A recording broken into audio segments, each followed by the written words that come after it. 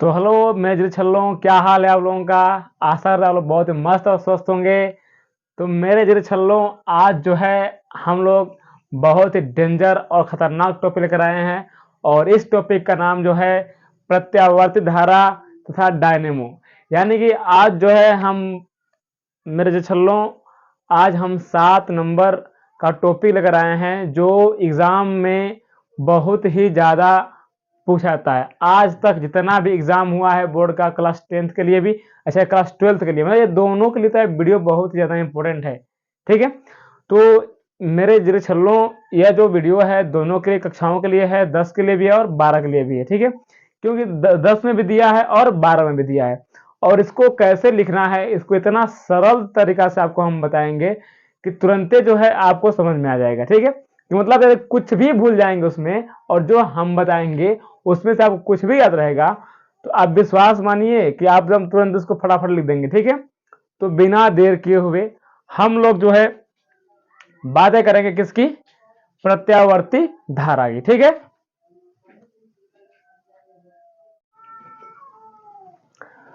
तो मेरे जिगर छल्लों, यदि जो है आपको वीडियो को थोड़ा सा देखने में यदि दिक्कत हो रही है तो आप जो है 1080 पे देखेंगे तो आपको बहुत ही तगड़ा दिखाई देगा आपको। ठीक है, क्योंकि जो इधर लाइट जो लगी है ना, उतना पावरफुल और व्यवस्था हमारे पास उतना नहीं हो पा रहा है, लेकिन फिलहाल जितना भी है व्यवस्था उतना शायद बढ़िया भी है। ठीक है, तो मैं जो छल्लों, अभी जो है आप देख पा रहे हैं जो वीडियो को, इसमें थोड़ा सा भी लाइट का तो दिक्कत तो थोड़ा होगा, लेकिन थोड़ा सा आप लोग एडजस्ट कीजिएगा इसको, क्योंकि अभी लाइट की व्यवस्था उतनी हो नहीं पा रही है। फिलहाल बाद में हम लोग लाइट की व्यवस्था कर लेंगे। ठीक है, तो मेरे जो छल्लों, आज जो है हम पढ़ने वाले हैं प्रत्यावर्ती धारा तथा डायनेमो, यानी कि जनरेटर तो आप देखबे किए होंगे। ठीक है, हम लोग क्या था, पहले छोटे थे ना, जनरेटर चालू करते थे हम, फट फट फट फट फट, मतलब कि बहुत सोचते थे कि जनरेटर अब चालू हो जाए, अब चालू हो जाएगा। और हम जो है कभी कभी जनरेटर देखते थे तो सोचते कि हम कब चालू कर पाएंगे, कब चालू कर पाएंगे, लेकिन हाँ अब अपने आप को फीलिंग होता है कि हाँ जनरेटर हम चालू कर लेते हैं। तो अभी जनरेटर तो चालू होता, अब हम ये भी सोचते थे कि जनरेटर जो लाइट होती है टच करेंगे तो शायद हमें लाइट ना मारे, लेकिन हाँ ये मैं सोचता था, लेकिन अभी टच किया नहीं हूँ फिलहाल में। और हाँ, आप लोगों से मेरी विनती रहेगी कि आप लोग इसको टच मत कीजिएगा, अंदर टच करेंगे तो आप डोंट टच हो जाएंगे। ठीक है, तो इसलिए आप लोग इसको टच मत कीजिएगा, क्योंकि जो इसमें जो करंट फ्लो करता है ना, उसको बोलते हैं डीसी करंट, डायरेक्ट करंट। और जो हमारे घर में जो बिजली आती है, जो खंभे पोल से आती है, वो होता है आपका एसी करंट, उसको अल्टरनेटिव करंट बोलते हैं। मतलब उसको टच करने से कुछ हद तक हम लोग बच सकते हैं, लेकिन डीसी डायरेक्ट करंट टच करने से एकदम चांस ना है बचने का, एकदम थोड़ा भी नहीं। अब ये मैं नहीं कर रहा हूँ, वो टच करके देखिएगा, नहीं छूना भी नहीं है घर पे एकदम, नहीं तो फिर तो खत्म हो जाएंगे। ठीक है, तो अभी जो है हम बात करने वाले हैं जनरेटर की। कुल मिला जो बात हो रही है किसकी? जनरेटर की। देखिए, जनरेटर लिखा गया है, डायनेमो लिखा गया, डायनेमो लिखा गया। ठीक है, तो इसमें डायनेमो को देखना है कि क्या ये कार्य करता है कि ना करता है। अब देखिए, एक वैज्ञानिक थे जिसका नाम था ओस्टर्ड। क्या नाम था? ओस्टर्ड। ओस्टर्ड ने सोचा, दिमाग लगाया कि यदि भैया मान लीजिए कि जब बिजली से चुंबक उत्पन्न हो सकता है, उन्होंने सोचे कि बिजली से चुंबक से बिजली उत्पन्न करने के लिए 12 साल गवा दिए, और वो सिर्फ और सिर्फ एकदम एकाएक सुई को देखते ही रह गए कि वाकई में जो होता है क्या चुंबक से बिजली उत्पन्न हो सकती है कि ना हो सकती है।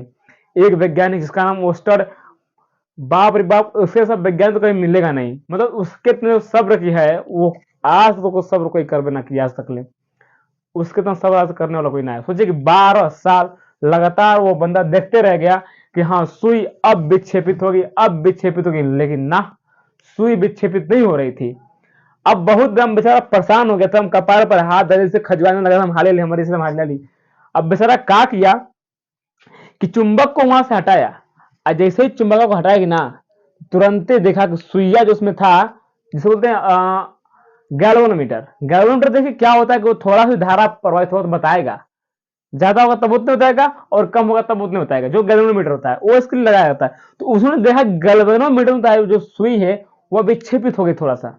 करे ये क्या हो गया, बहुत मुश्किल से बात करी, अरे हमने जब हटाया तो तुमने सुई विक्षेपित कर दिया। अब मूर्खता देखिए, अब हटाया तो ठीक है, अब वो ले जाके फिर से वापस छोड़ दे चुंबक को, फिर देखने लगा। अब 4 दिन बीत गए, फिर क्या किया, उसको हटाया। अब जब ये काम किया कि हटाने और बढ़ाने जब काम किया कि ना, तब वो समझ गया कि चुंबक से जो रेखाएं निकल रही हैं, चाहे जो उस पर जो बल आरोपित हो रहा है, उसी के कारण जो है इसमें सुई में क्या हो रही है, विक्षेपित हो रही है, मतलब बदल रही है सुई, चाहे कम हो रहा है चाहे बेच रहा है। मतलब कि देखिए जो गैल्वेनोमीटर होता है, अब समस्या कि दोनों धारा ही मापते हैं, गैल्वेनोमीटर और अमीटर दोनों धारा मापते हैं, लेकिन फर्क यह कि गैल्वेनोमीटर का हम लोग प्रयोग क्यों करते हैं और अमीटर का प्रयोग क्यों करते हैं।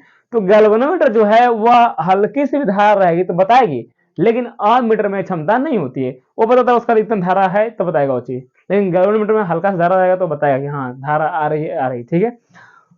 तो ओस्टर्ड का ये प्रयोग है, और उन्होंने कहा था कि मान लीजिए यदि जो करंट फ्लो करता है बिजली में, मतलब कि तार में, उसमें यदि उसके चलने से भी चुंबकीय बल उत्पन्न हो सकता है, तो क्यों नहीं चुंबक से इलेक्ट्रिक को बना सकता है। तो जो उन्होंने प्रयोग किया, इसको बोलते हैं हम लोग क्या, प्रत्यावर्त धारा डायनेमो था जनरेटर, जो भी बोलते जनरेटर बोलते हैं साथ में।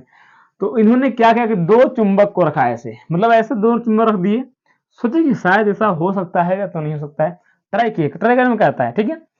तो इसमें आप देख पाएंगे, सिर्फ आप चित्र समझना है, चित्र जब समझ गए आप तो इसको लिखना आपको बहुत आसान हो जाएगा, ठीक है।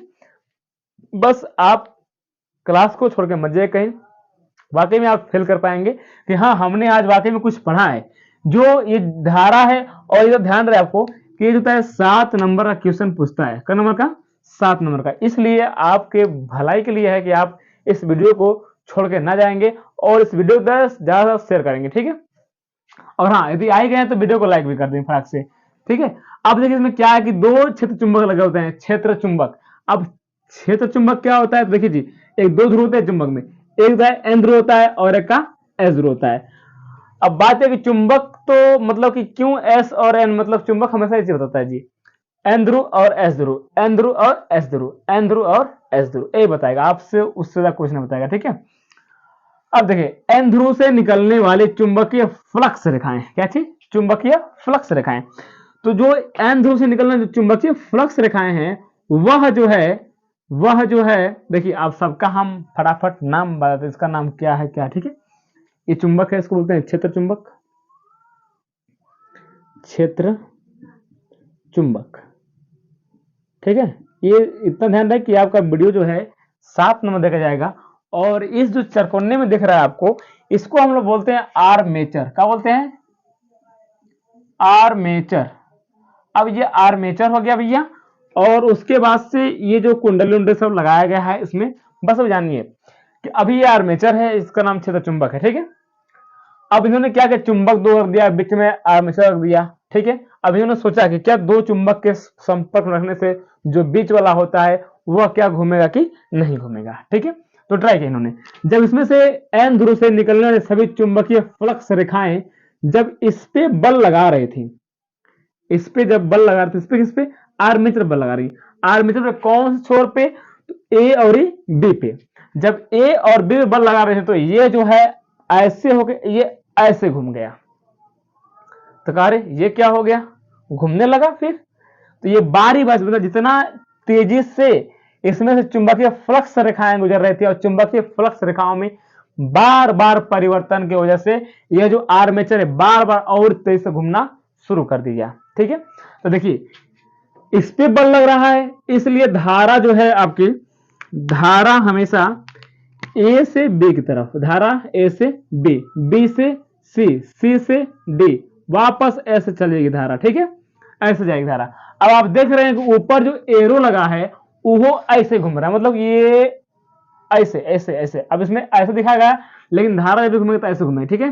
देखिए समझ में ना पा रहे हैं आप लोग, कौन तकलीफ ना है हमको, समझा दे रहे हैं आपको, ठीक है। देखिए आपको जो है एक बुक के माध्यम से समझा देते हैं फटाक से।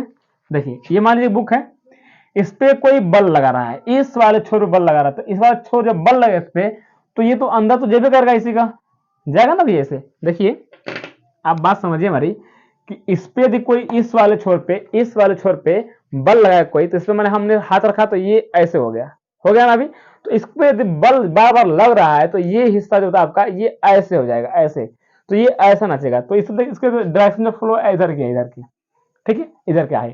तो ये जब ऐसे करके मान लीजिए इसका नाम ए है, इसका नाम बी है, इसका नाम सी है, इसका नाम डी है, ठीक, लिख दे रहे हैं। देखिए इसका नाम क्या है, ए है, इसका नाम क्या है, बी है, इसका नाम क्या है, सी है, इसका नाम क्या है, डी है, ठीक है।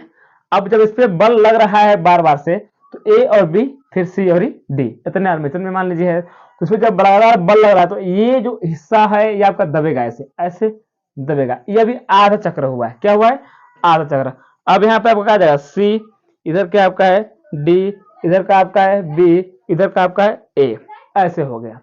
तो अर्ध चक्र में जो धारा है वह हमेशा डी से सी की तरफ, सी से बी की तरफ और बी से ए की तरफ चलेगी। लेकिन पहले चक्कर में वापस देखिए, ए से बी की तरफ, ए से बी की तरफ, बी से सी की तरफ, ए से बी की तरफ, बी से सी की तरफ, वापस सी से डी की तरफ, तो सी से डी की तरफ, ये पहला चक्कर है। इसी के और चक्कर में देखिए ऐसे हो गया, यानी कि सी आ गया इधर, डी आ गया इधर, तो डी से धारा जाएगी कहां पे, सी की तरफ, सी से बी की तरफ, बी से ए की तरफ, ये धारा बह रही है। तो प्रथम अर्ध चक्र में आप देख पाएंगे धारा जो है ए से बी की तरफ, बी से सी की तरफ, सी से डी की तरफ, यही घूम जाएगा वापस, तो वापस हो जाएगा डी से सी की तरफ, यहाँ हो जाएगा आपका क्या चीज, डी हो जाएगा, यहाँ आपका सी हो जाएगा, यहाँ आपका बी हो जाएगा और यहाँ का आपका ए हो जाएगा। ये रही प्रथम अर्ध चक्र के बारे में, ठीक है। तो इतना मान लीजिए आपका हो जाएगा कन्फर्मली, ठीक है। उसके बाद देखिए प्रथम अर्ध चक्र, अब जब वापस यही घूमेगा, यही जब घूमेगा वापस, यही जब घूमेगा, तो साथ में इसको भी घूमना पड़ेगा भैया, इस वाले को, ठीक है। ये हमेशा घूमता रहेगा आपका, ये नहीं कि नहीं घूमेगा, घूमता रहेगा, इधर से इधर आएगा, इस धारा पर जाएगा फिर वापस, ठीक है। ऐसे धाराएं हमेशा घूमते रहेंगे।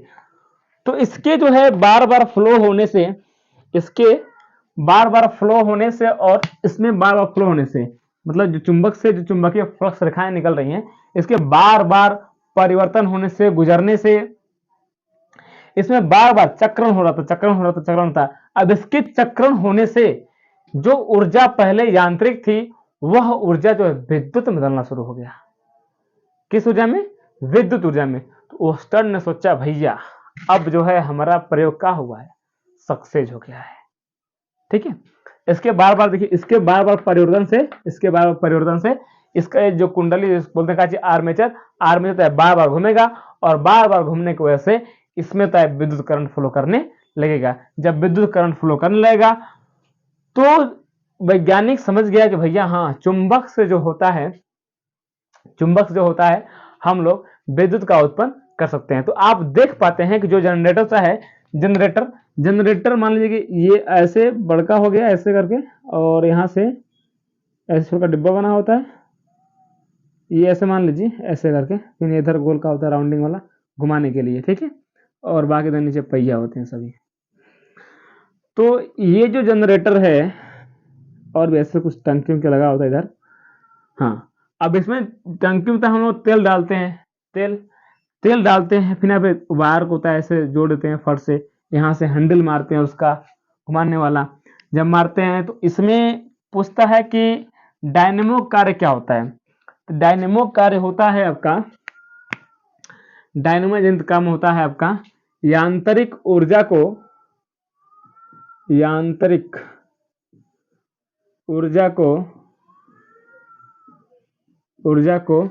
विद्युत ऊर्जा में बदलना, विद्युत ऊर्जा में बदलना या रूपांतरण करना, ठीक है।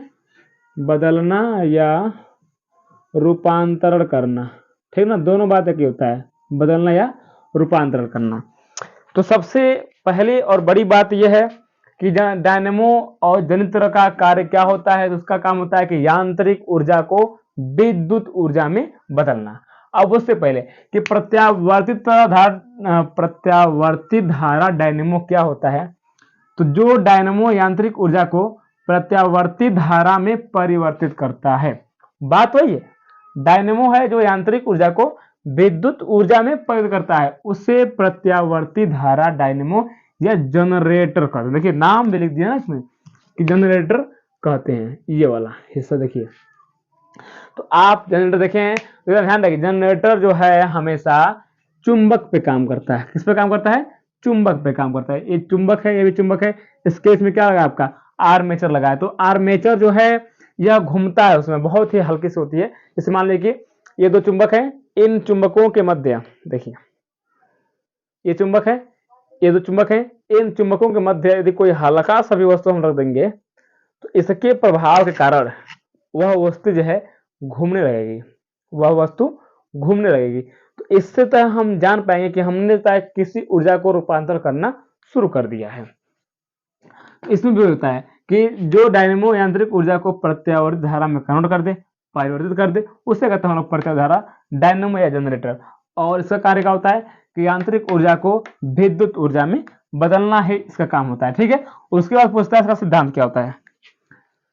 सिद्धांत क्या होता है इसका, ठीक है, सिद्धांत लिखेंगे। सिद्धांत किस सिद्धांत कार्य करता है, तो यह जो है प्रेरित चुंबकीय क्षेत्र पे, ठीक है, चुंबकीय प्रेरण पे, ऐसा कर दीजिए बढ़िया रहेगा। चुंबकीय प्रेरण के सिद्धांत पे कार्य करता है, ठीक ना, सिद्धांत पर कार्य करता है।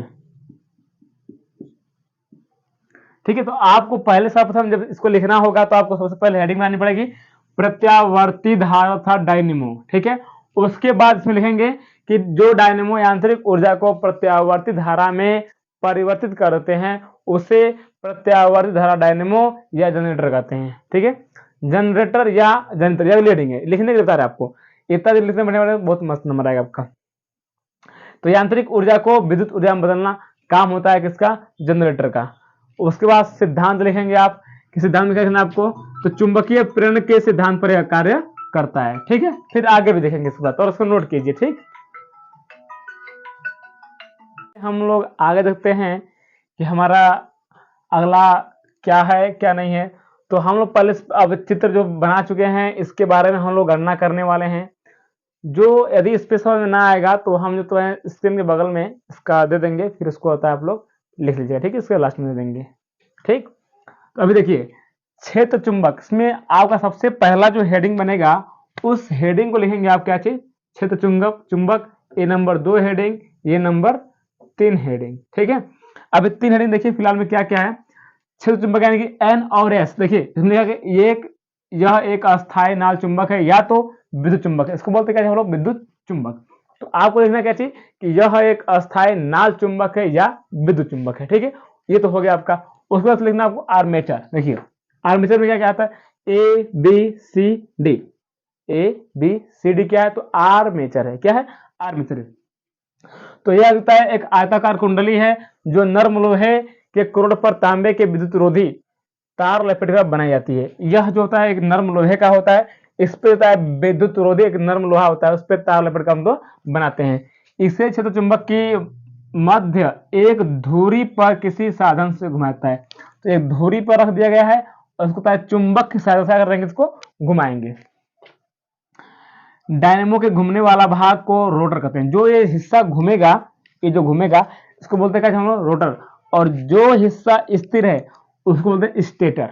ठीक है, जो हिस्सा घूम रहा है उसको बोलते हैं रोटर और जो हिस्सा स्थिर है उसको बोलते हैं स्टेटर। ठीक है, उसके बाद अगली हेडिंग आप लेंगे सर्पी वाले, जो आपका S1 और S2 है। ये वाला हिस्सा देख रहे हैं, जो गोल गोल का दिखा रहा है आपको, इसको बोलते हैं ब्रूस। अरे क्या बोलते हैं आप, देख रहे ना किसी बुश समझते होंगे, बुश उसको बोलते हैं। ठीक है, इसके साथ ये घूमता रहता है, पूरा घूमेगा। देखिए देखा आगे, यह तांबे के बने दो समाक्षीय वलय S1 और S2 होते हैं जो आर्मेचर के एक एक सिरे से जुड़े रहते हैं तथा आर्मेचर के साथ साथ क्या होते हैं, घूमते रहते हैं। क्या होते हैं, घूमते रहते हैं। उसके बाद से आपका नंबर 4 हेडिंग आप लिखेंगे, नंबर 4 हेडिंग। देखिए इसका तो अभी जो नंबर 4 हेडिंग है, नंबर 5 मतलब ये लास्ट आपको हेडिंग लिखना पड़ेगा।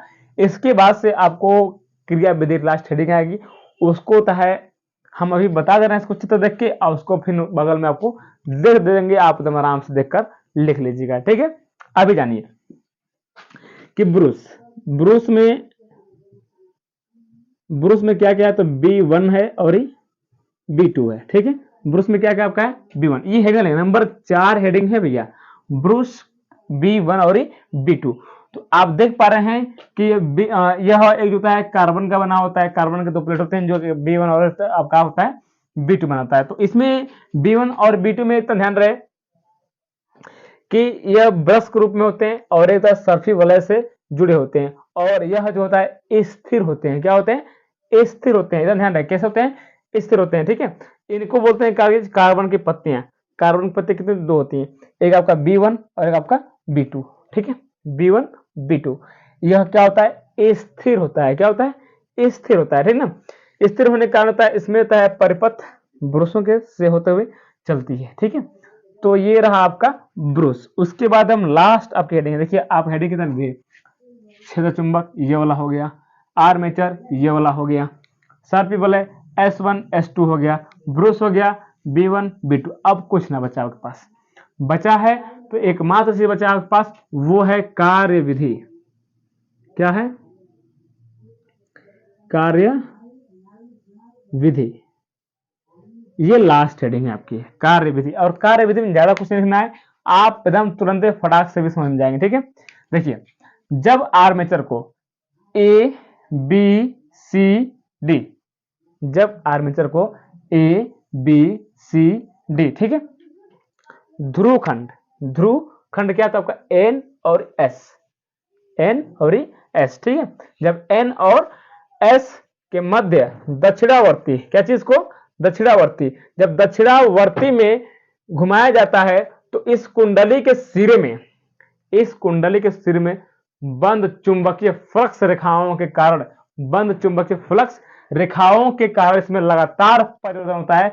तब कुंडली और चक्र के भाग में डी से बी और डी से सी, सी से बी और बी से ए में परिवर्तित हो जाती है।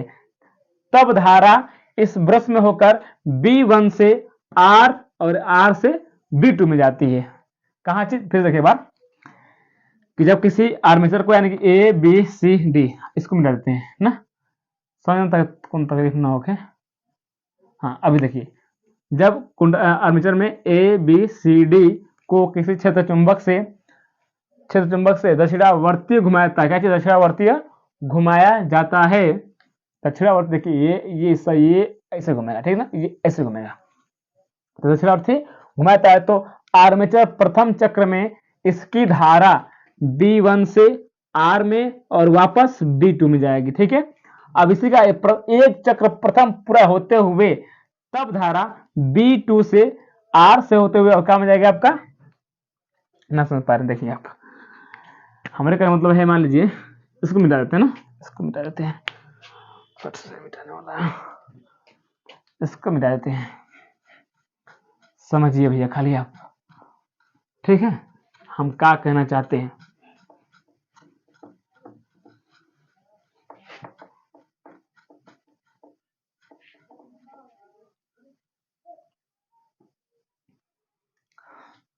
देखिए, जब इसका प्रथम अर्धचक्र होगा, प्रथम अर्धचक्र होगा, तब धारा जो है ए बी सी डी की तरफ रहेगी, तब धारा ए बी सी डी तरफ रहेगी, ठीक है। इधर भी जब सामने तो चल रहा है तो तब उस समय धारा जो है B1 से होते हुए R में और R से होते हुए B2 में जाएगी। बात समझ आई?